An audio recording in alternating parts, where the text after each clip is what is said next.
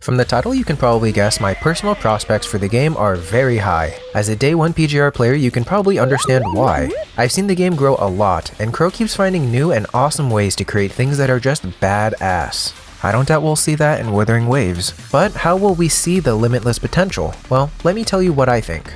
We'll see it in Ekko's first and foremost. With Ekko's being an integral part of combat, character strength, and the overall world, they have another avenue for innovation and creativity. They aren't just limited to character kits. They are amplifications of them, and amplifications of you, the player, and how you want to approach combat experiences. I'm thinking the grind for them will be a bit grueling starting out, but once they iron those kinks out in patches to come, I can see things going much smoother. Remember to give feedback on what you think needs it when the time comes, by the way. We can also see this in character kits. Character kits have more possibility of actually getting reworks, additions, and upgrades if we are to assume they are taking a similar philosophy to leaping in PGR. That's a hope, but we'll need to wait and see if they actually do that. But what will most likely be true is that the character kits are flexible and personal.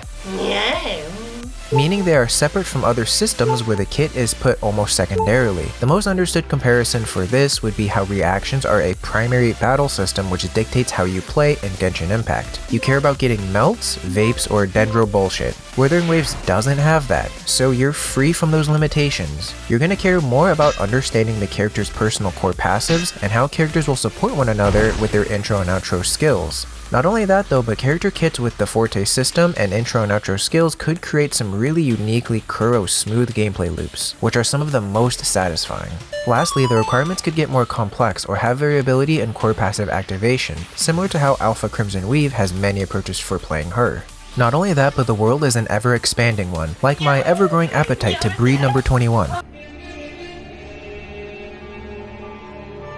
But with that expansion of the world, Kuro is going to need to find more interesting ways for exploring, specifically keeping the world interesting so that exploring doesn't become a dull, mind-numbing experience each time the world increases. You know, something more than just the same collectibles for upgrades or chests that give me lint and a half-used jar of gamer subs.